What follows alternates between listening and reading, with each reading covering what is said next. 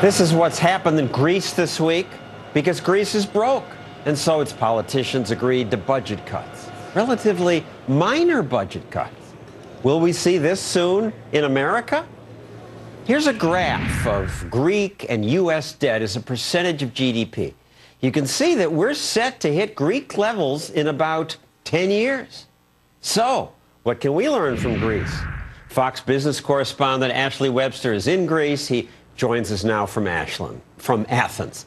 So, Ashley, what puzzles me, frightens me as I watch your interviews is how entitled people act. I mean, in Greece, government spends half the country's GDP, even after the cuts. In America, the percentage is below 40%, still too high, but less. And Greek politicians have reluctantly agreed to cut $4 billion in spending, but that's only 3% of their budget.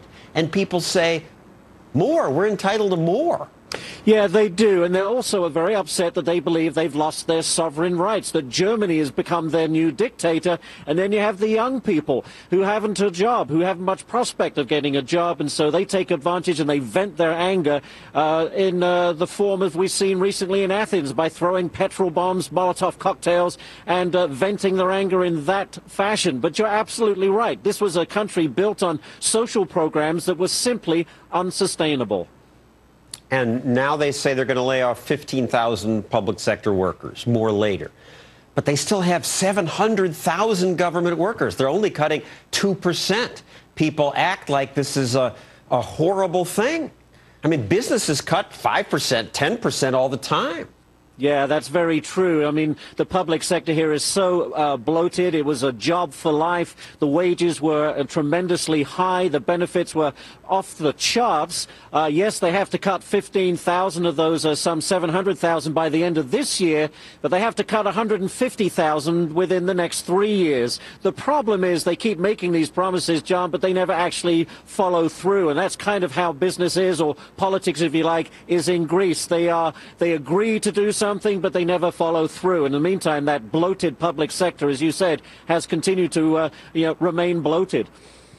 And I can see why the politicians are afraid to follow through, because the people act like they're entitled to what they have. Once you give people stuff, it's very hard to take it back.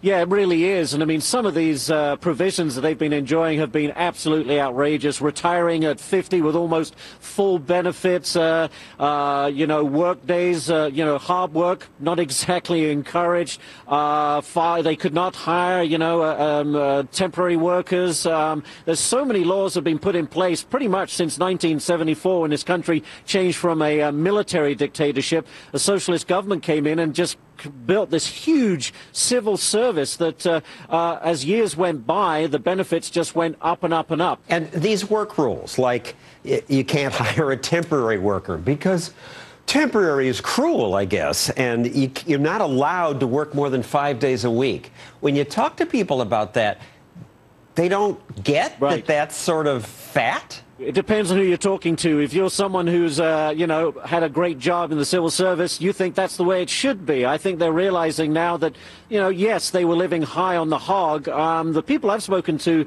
here, some of them, not all, do blame the Greek people themselves, especially when they joined the euro because they overspent, they had a good time, they were getting cheap money, and they never thought of the consequences. And I think it's become such a way of life, such an entitlement that they're shocked that now the rug has been pulled from underneath them.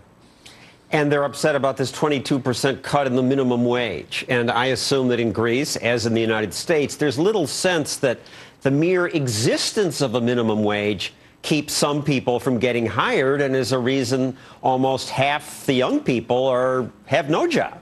That's exactly right. I mean, that's another one of those entitlements. It's not an argument over whether there should be a minimum wage. They're outraged that their minimum wage is being cut 20%. And by the way, without that cut, it's 16% higher than many other countries in Europe, including Spain, for instance. So even when you cut it, it still just brings it in line with some of the other Eurozone countries. Thank you, Ashley Webster. We appreciate your reporting. I'm glad you're there so I don't have to be. Coming up, is our bloated budget not just unsustainable but also immoral? Are we teaching dependency? When we come back, we'll talk about the makers and takers